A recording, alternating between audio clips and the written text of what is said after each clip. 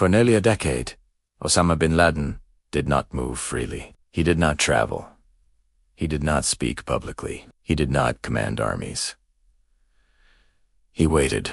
After the U.S. invasion of Afghanistan in 2001, bin Laden disappeared from the world's view. The man once seen issuing messages from mountain caves vanished into silence. What followed were years defined not by action, but by confinement. By the mid-2000s, he was no longer hiding in remote terrain. He was living in a residential town in Pakistan, in a walled compound surrounded by ordinary homes.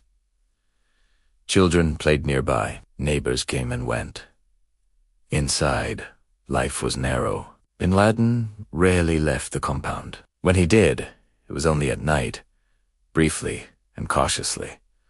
There were no phones, no internet, no direct contact with the outside world. Messages were written by hand, carried by trusted couriers, and moved slowly across borders. Time stretched. Days were structured around routine, reading, writing, walking in the courtyard, watching news footage that arrived weeks or months late. He followed world events secondhand, reacting to a version of reality already past. The organization he once led was no longer under his control. Al-Qaeda had fragmented. Regional groups acted independently. Strategies were improvised. Decisions were made without his approval. His influence became symbolic rather than operational. He still wrote letters, long ones, detailed onus advising, correcting, reflecting. But fewer people were listening. Inside the compound, life became domestic. He lived with members of his family. Children grew older.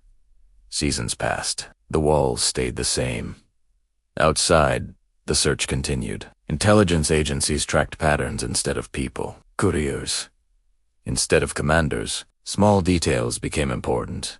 Unusual travel, missing trash, buildings that never connected to utilities. Slowly, the picture narrowed.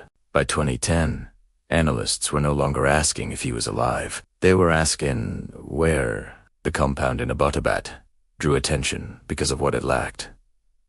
No phone lines, no internet, no visible trash disposal. Tall walls, covered balconies, a life deliberately sealed off. Inside, bin Laden remained unaware of how close the world had come. He continued writing, continued planning ideas that would never be carried out, continued living in a controlled environment designed to avoid detection. He did not flee. He did not surrender. He waited. On the night of May 2nd, 2011, that waiting ended. U.S. forces entered the compound quietly. The operation lasted less than an hour. There was no broadcast, no final message, no escape. Bin Laden was killed inside the place he had spent years confined to. The world reacted immediately. News broke within hours. Governments responded. Crowds gathered. A chapter that had felt endless suddenly stopped. Inside the compound, there was no grand finale, no command center, no control room, no evidence of power. Just rooms, papers, books, and walls, meant to keep life small. Osama bin Laden's final years were not marked by influence or movement. They were marked by limitation, by isolation, by routine, by waiting for something that could not be avoided. History often remembers figures at their loudest, but endings are usually quiet, and this one was no exception.